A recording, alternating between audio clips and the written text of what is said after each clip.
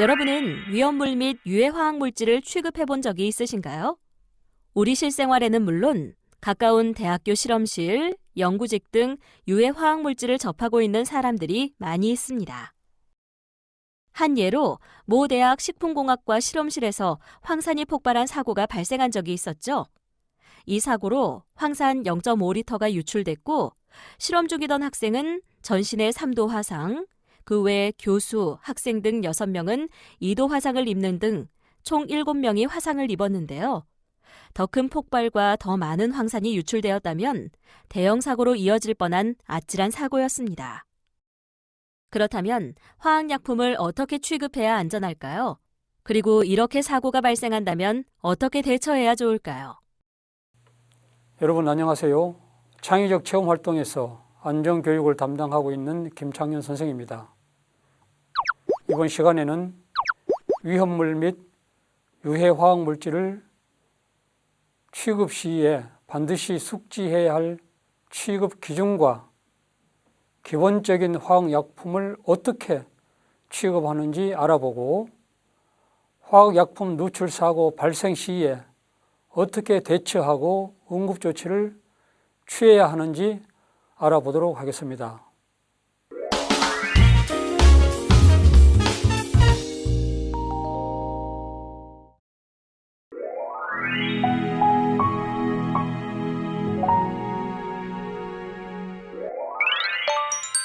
여러분은 어떤 것이 위험물질이라고 생각하시나요?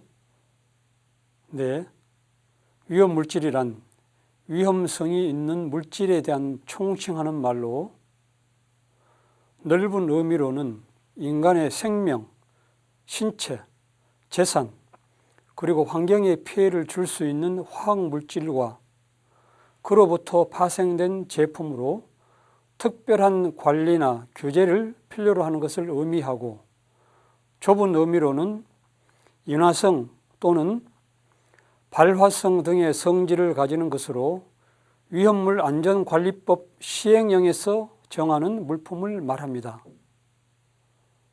그럼 지구상에 존재하는 화학물질은 어느 정도 될까요? 놀라지 마세요. 약 2,300만 종이나 된다고 합니다. 어마어마하죠? 이 중 전 세계적으로 상업적으로 이용되는 화학물질이 약 10만 종에 달하며 매년 상업화되는 새로운 화학물질이 약 1,000여 종이나 된다고 합니다. 우리나라에서도 약 4만 4천 종의 화학물질이 상업적으로 이용되고 있는데 이 중 각 부처에서 관리하고 있는 화학물질은 약 4천여 종밖에 안 된다고 합니다. 그만큼 우리 스스로 화학물질을 안전하게 사용하는 노력과 주의가 필요한 것입니다. 따라서 누구든지 유해 화학물질을 취급하는 경우에는 반드시 유해 화학물질 취급 기준을 지켜야 하는데요. 첫째, 취급 시설이 본래의 성능을 발휘할 수 있도록 적절하게 유지 관리해야 합니다.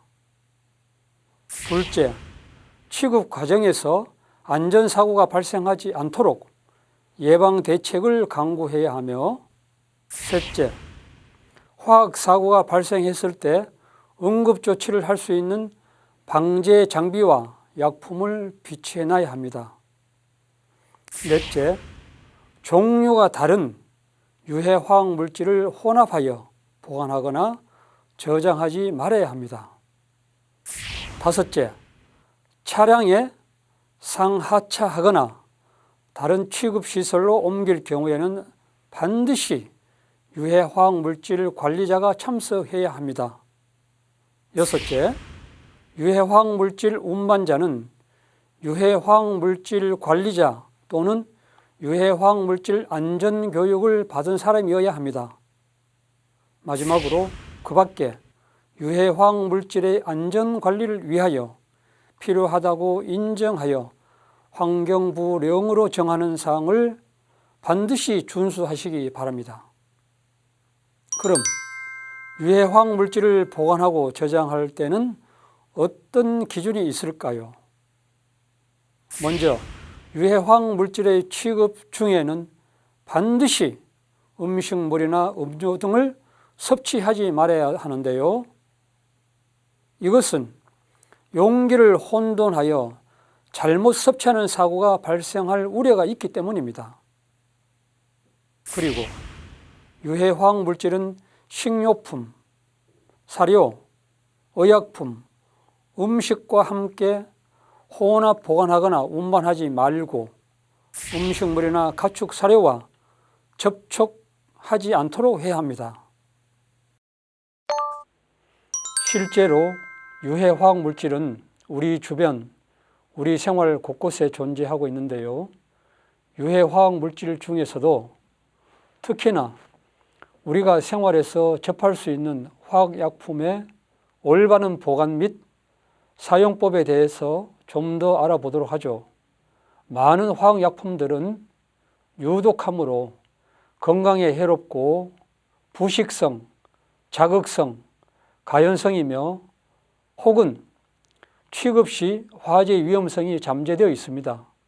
따라서 위험한 화학약품은 깨지기 쉬운 용기이면 5리터를 초과하지 않는 용기에 보관해야 합니다.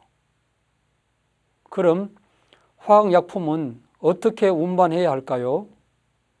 깨지기 쉬운 용기는 좁게 운반하지 말고 밑을 받쳐 운반해야 합니다. 먼 곳으로 용기를 운반할 때에는 양동이, 바구니 혹은 나무 상자로 안전하게 하고 냉각된 방에서 용기를 이동할 때는 농축수에 빠져나감에 유의하며 운반해야 합니다. 또 운반한 화학약품을 보관할 때에는 일반적으로 약품은 서늘하고 건조한 상태에 보관하고 규정에 따라 건축된 약품 보관소에 저장을 해야 합니다. 그럼 화학약품을 취급할 경우에는 어떤 안전수칙을 지켜야 할까요? 먼저 자격 있는 사람만이 위험한 시약과 장비를 취급해야 하고 보호안경, 보호장갑, 그리고 보호복을 필수적으로 착용해야 하며 위험한 가스 혹은 증기가 퍼질 수 있는 장소는 효과적인 배연 설비를 설치해야 합니다. 화학약품이 눈에 들어가거나 피부 점막에 접촉되지 않도록 하고 눈이 오염되면 물이나 세척수로 충분히 세척하고 누워 있어야 합니다.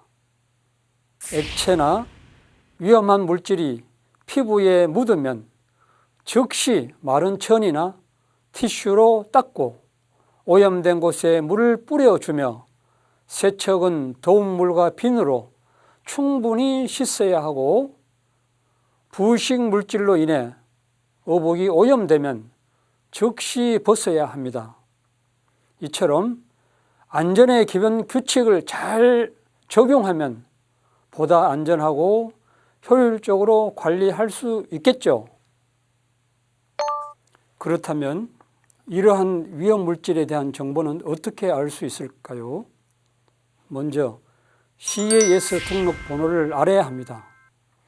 CAS 등록 번호란 이제까지 알려진 모든 화학물과 중합체 등을 기록하는 번호로 미국 화학협회에서 운영하는 서비스 번호를 말하며 모든 화학물질을 중복 없이 찾을 수 있도록 하는데요.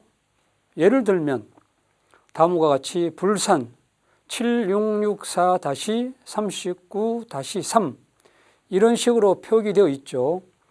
2007년 9월 기준으로 3174만 5275개의 유기화학 물질이 기록되어 있으며 매주 5만 개씩 추가되고 있다고 합니다.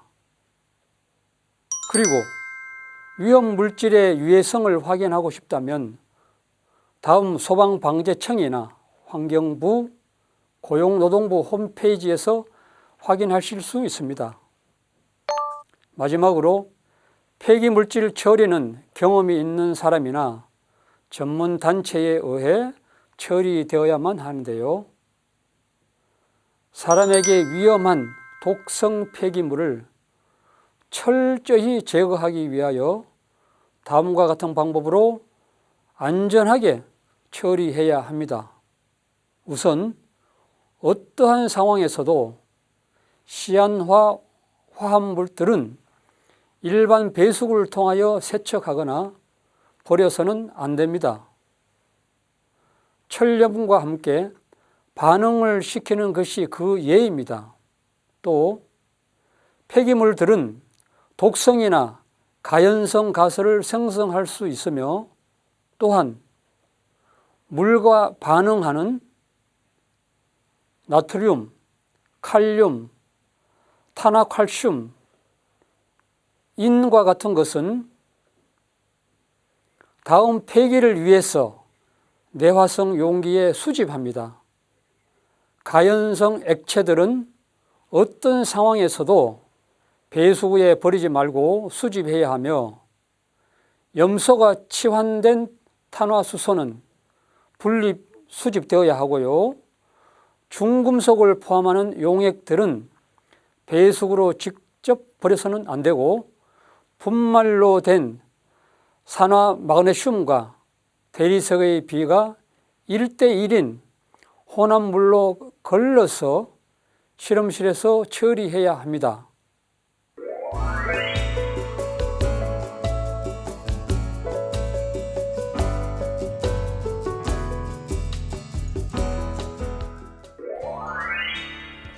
저는 아이를 키우고 있는 애기 엄마입니다.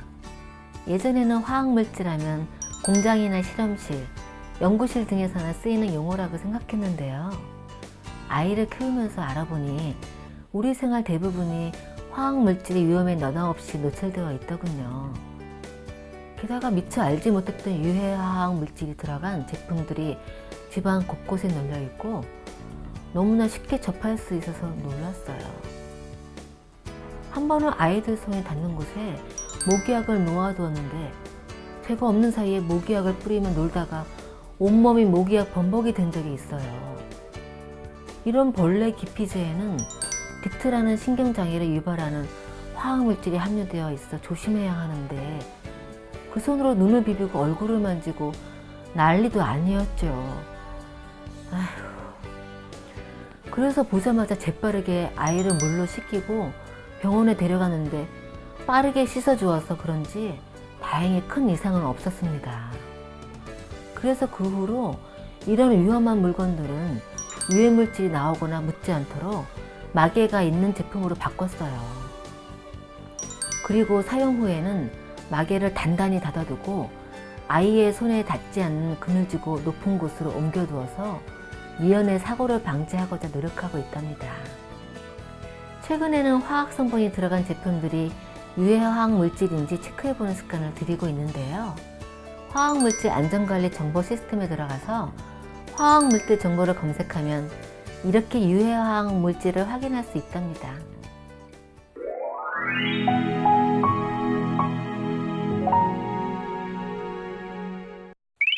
화학사고는 매우 다양하고 복합적인 피해 유형이 있습니다. 단순한 화재 사고는 물리적인 대응으로도 가능하지만 화학물질 같은 경우 초기 대응이 미흡하면 자칫 인명피해나 환경피해 등 치명적인 재난이 발생하기 때문에 전문적이고 복합적인 대응이 요구됩니다.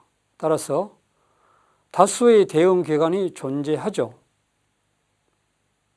그렇다면 국내에서 화학사고는 얼마나 발생하고 있을까요?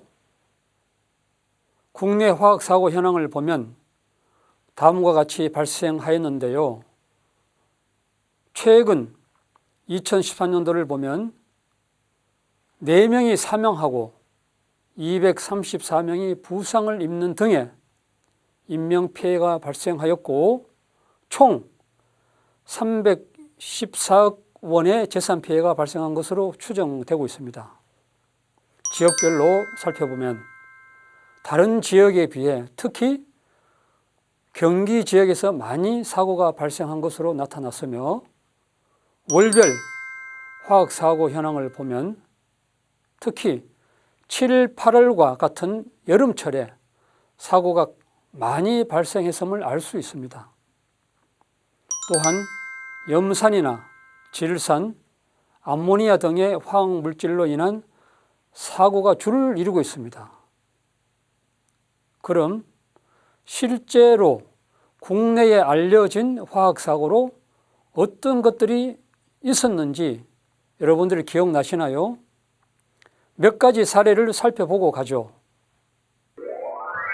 오늘 오전 고속터미널과 서울역에서 잇따른 폭발 사건이 발생해 경찰이 수사에 나섰습니다. 자세한 소식은 현장에 나가 있는 취재기자 연결합니다. 임주현 기자 전해주시죠.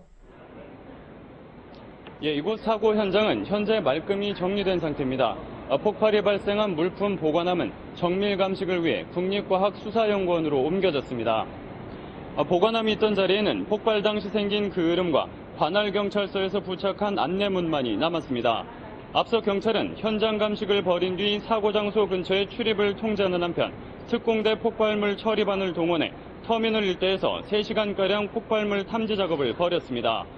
폭발 사고는 오늘 오전 11시 55분쯤 이곳 대합실의 물품 보관함에서 부탄가스통으로 추정되는 물건이 터지면서 발생했습니다. 인명피해는 없었지만 폭발음과 함께 불이 나면서 버스를 기다리던 승객들이 놀라 대피하는 소동이 벌어졌습니다. 이에 앞서 오전 11시 20분쯤에는 서울역 2층 대합실에 있는 물품 보관함에서도 폭발음과 함께 검은 연기가 치솟아 경찰이 출동했습니다. 보관함에서는 일부 불에 탄 등산용 가방과 부탄가스통으로 추정되는 물체가 발견됐습니다.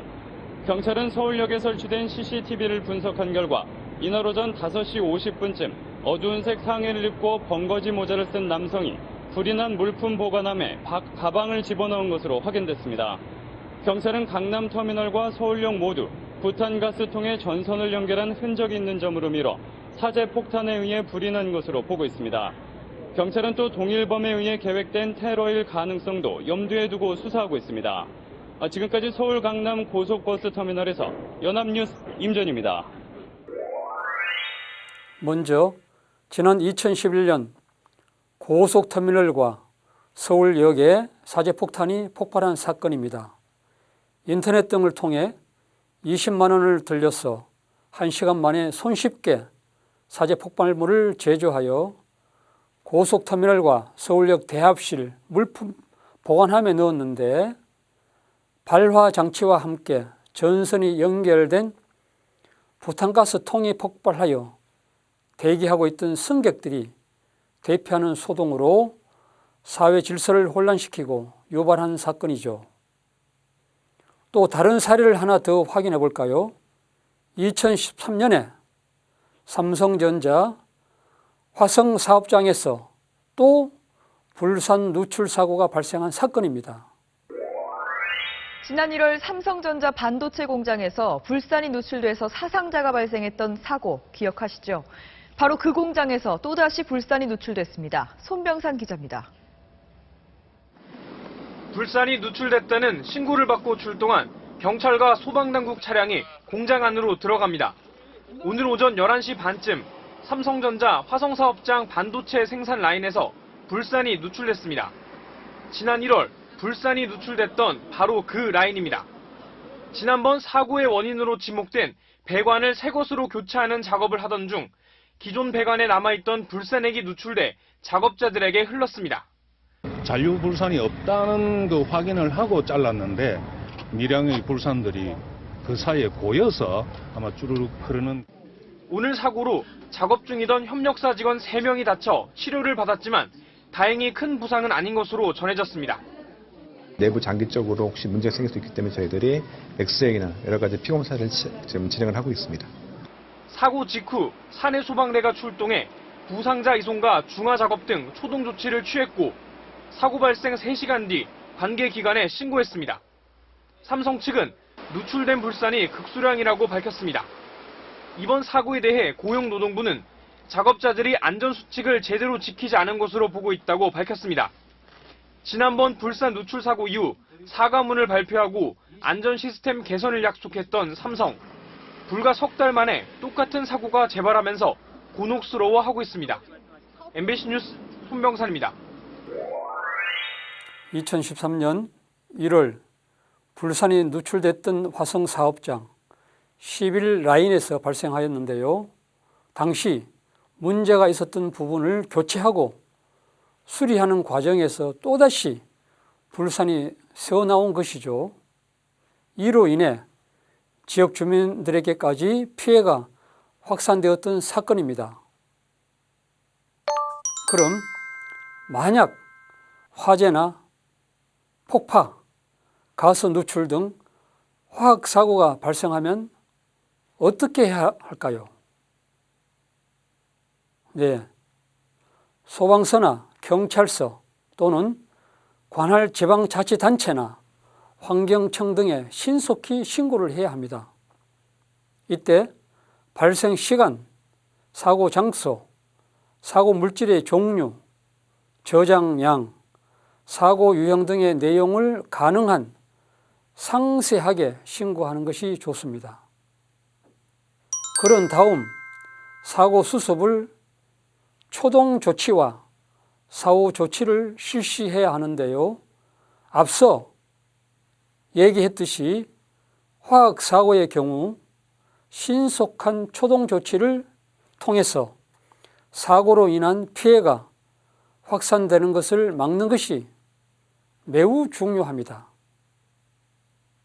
먼저 제조 보관시설 등의 사업장 내에서는 사이렌, 방송, 화재 경보기 등으로 경보를 발령하고 작업자와 인근 주민을 대피시켜야 합니다.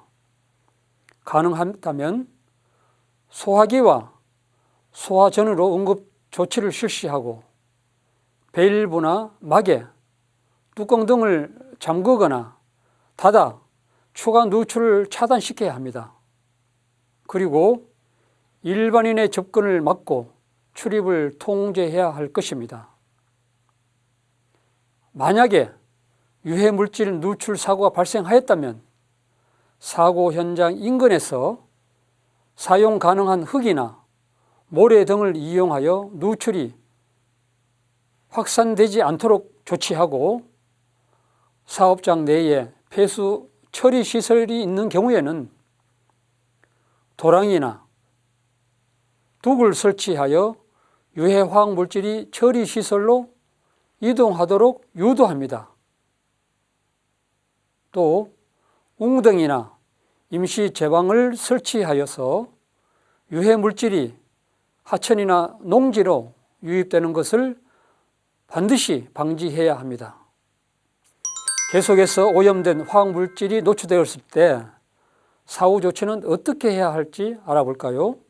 우선 화학 물질에 노출된 사람들은 반드시 비눗물로 샤워를 한 후 즉시 의사의 진단을 받아야 합니다.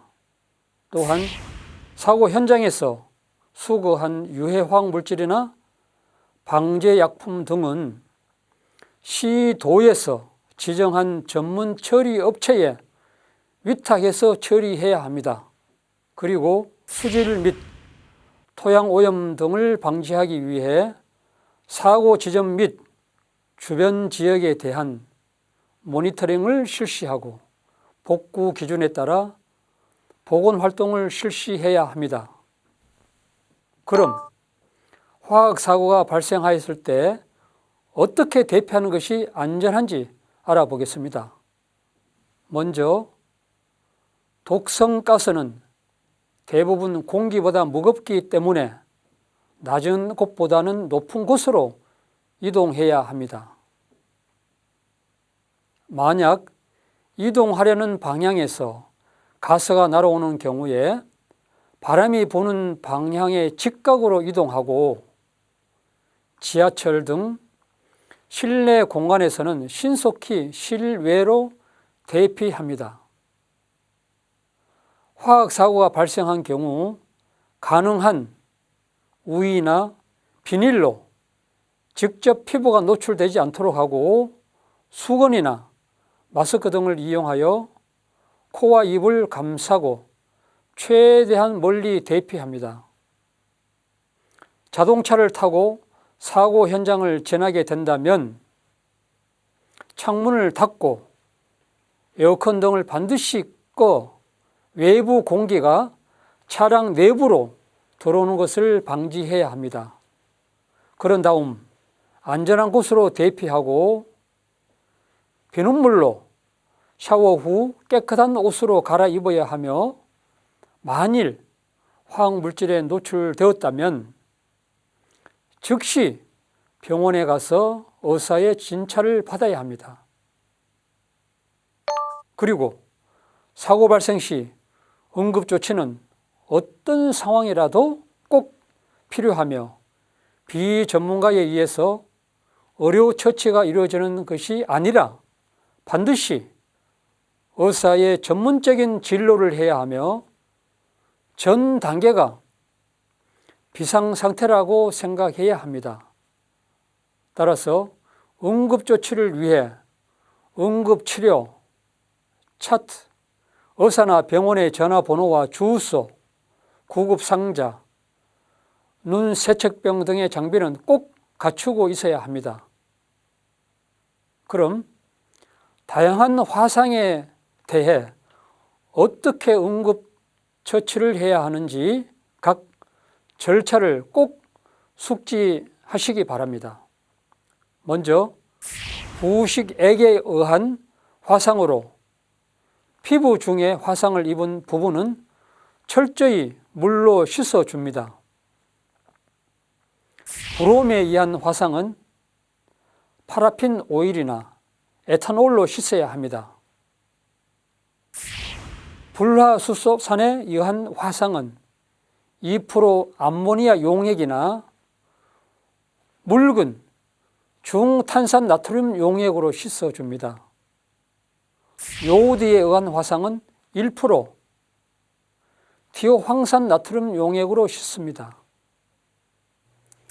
눈 화상은 화상 입은 눈을 양손으로 넓게 벌려 약 10분 동안 물로 씻는데 씻는 동안 눈동자를 사방으로 돌려야 합니다. 화상에 대해 좀 더 자세히 알아보면 화상을 입은 부분을 찬물로 씻으면서 15분 정도 유지하는데요. 화상을 입은 부분은 계속해서 무균의 상태를 유지하고 가능한 얼굴 부위를 제외한 다른 화상을 입은 부분을 붕대로 감싸줍니다. 만약에 인에 의해서 화상을 입을 경우에는 중탄산 나트륨 용액으로 세척을 해야 합니다. 그리고 독극물 등에 중독된 경우 만약에 의식이 있다면 구토를 시키거나 정제된 활성탄소를 섭취하는 것이 가능한데요. 남은 독극물이나 토해낸 물질은 검사를 위해서 가능한 보관해야 합니다. 만약에 의식이 없을 경우에는 어떻게 응급조치를 해야 할까요? 먼저 환자를 옆에 눕히고 머리를 뒤로 돌려 얼굴이 바닥 쪽으로 향하게 해야 합니다. 그 다음에 맥박과 호흡을 주시해야 하는데요. 만약에 호흡이 중단된 경우에는 입과 코로 20회 정도 인공호흡을 한 다음에 약 30초 동안 대기하다가 다시 정상적으로 인공호흡을 계속합니다. 그리고 경험과 상황에 따라 필요한 경우 심장 마사지를 실시하고 다음 조치는 의사가 도착할 때까지 계속해야 합니다.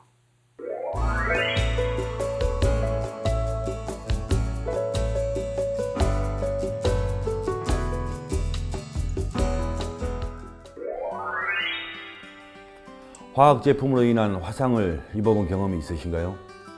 저는 지난 여름 실험실에서 질산이 드는 화학약품병을 손에 쏟아서 화상을 입었었습니다. 손이 따갑고 화끈거리고 내 살이 아닌 것 같이 손에 감각이 없었죠. 차가운 물수건으로 감싸고 얼음을 가지고 와 대고 있었는데 그 응급처치는 제대로 된 것이 아니었죠. 그래서 손에 화상 자국이 남고 말았습니다. 여러분, 저처럼 화상을 입게 되었을 때 어떤 응급처치를 해야 하는지 정확히 알고 있다면 이렇게 화상 자국이 남지 않을 수 있겠죠. 먼저 화상을 입었을 경우에는 당황하지 말고 재빨리 찬물로 15분 이상 씻어줘야 합니다.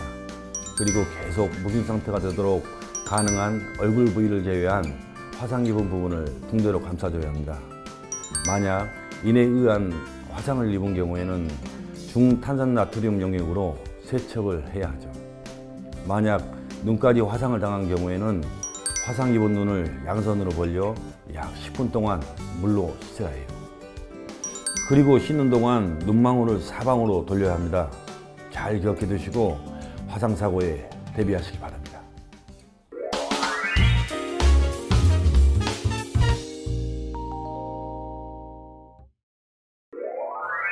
그럼 오늘 학습한 내용을 정리해 보겠습니다. 먼저 위험성이 있는 물질에 대한 총칭은 넓은 의미로 인간의 생명이나 신체, 재산, 환경에 피해를 줄 수 있는 화학물질, 그로부터 파생된 제품으로 특별한 관리나 규제를 필요로 하는 것이며, 좁은 의미로는 인화성, 발화성 등의 성질을 가지는 물질을 말합니다.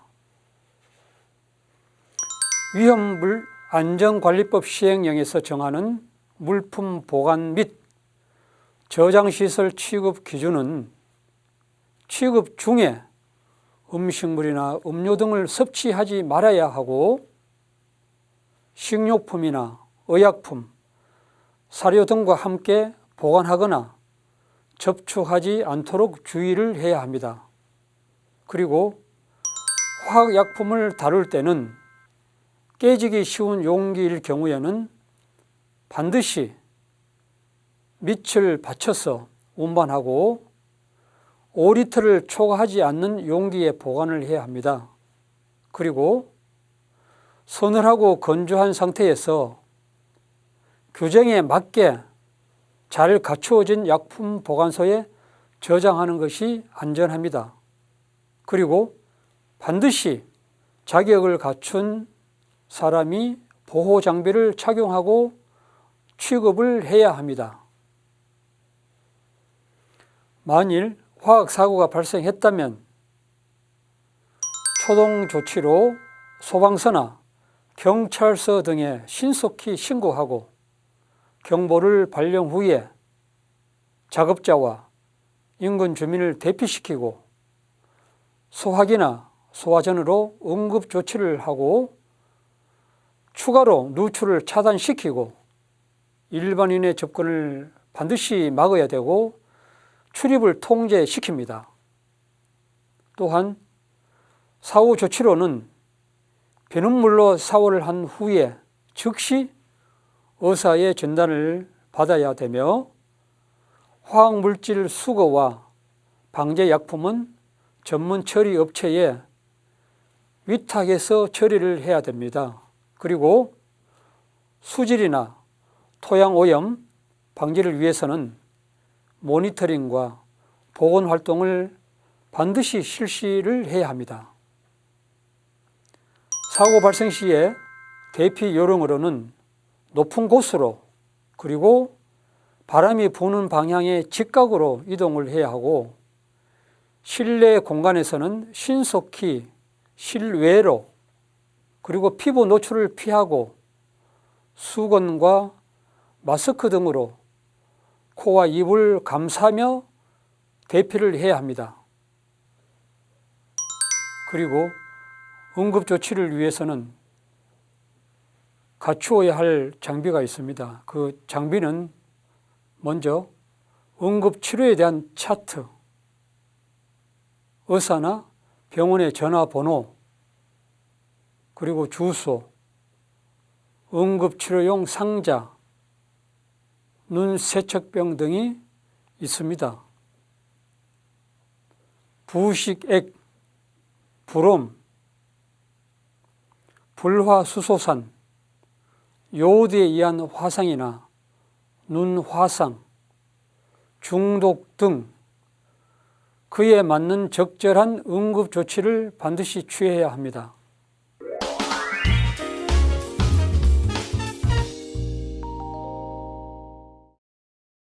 순간 접착제를 안약으로 착각해 눈에 넣거나 아이들이 화학약품을 음료수로 잘못 알고 먹는 등의 사고가 자주 발생합니다. 이런 사고를 당했을 때는 어떻게 대처해야 하는지 김경아 기자가 알려드립니다. 강원도에 사는 장모 씨는 얼마 전 순간 접착제를 안약으로 착각하고 눈에 넣었다가 응급실에 실려가 응급조치를 받았습니다. 수원에 사는 김모 씨의 5살 난 아들은 김 씨가 욕실 청소를 위해 컵에 담아둔 표백제를 마셨다가 병원에 실려가 위세척을 했습니다. 이렇게 최근 화학제품으로 인한 사고가 자주 발생하고 있으며 특히 5세 미만의 영유아들이 의약품이나 화학제품에 노출돼 병원을 찾는 경우가 연간 8,300건에 달한다고 한국소비자원은 설명했습니다. 화학사고가 발생했을 때는 당황하지 말고 간단한 응급조치를 신속히 실행하면 더 큰 사고로 이어지는 것을 막을 수 있습니다. 가정에서 화학물질을 섭취하거나 노출되었을 경우 가장 좋은 방법은 빨리 그걸 뱉어내거나 토하게 하는 것이 가장 좋은 방법일 겁니다. 강산이나 알칼리 같은 경우는 오히려 더 해가 되기 때문에 이런 어떤 것들은 가장 정확한 정보를 예를 들어 화학사고 응급정보 대응 시스템 같은 것에서 확인해 보시고 특히 어린이 화학사고를 예방하기 위해서는 의약품이나 화학제품의 포장 여부를 확인하고 제품을 원래 용기에 담아두되 라벨을 훼손하지 않게 주의해야 합니다. 환경부가 서비스하고 있는 화학사고 응급대응정보 사이트에 접속하면 제품별 특성에 따른 응급대응정보, 화학물질 관련 국내외 안전관리 동향정보 등을 확인할 수 있습니다. 추가적으로 화학물질 500종, 화학제품 400종에 대한 정보를 추가 구축해서 지속적으로 서비스를 할 계획입니다. 궁금한 사항들에 대해서 질문할 수 있는 그 질의답변 코너도 같이 운영을 할 계획입니다.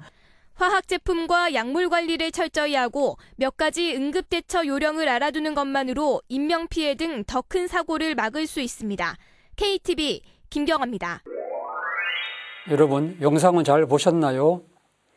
앞에서도 언급했지만 우리나라만 해도 매년 상업화되는 새로운 화학물질이 400여 종이 넘습니다. 우리 생활은 사실상 각종 화학물질에 노출되어 있으며 만약 위해성 정보를 잘 모르는 채 무심코 사용하다가는 부지불식간에 사고가 일어날 수 있습니다.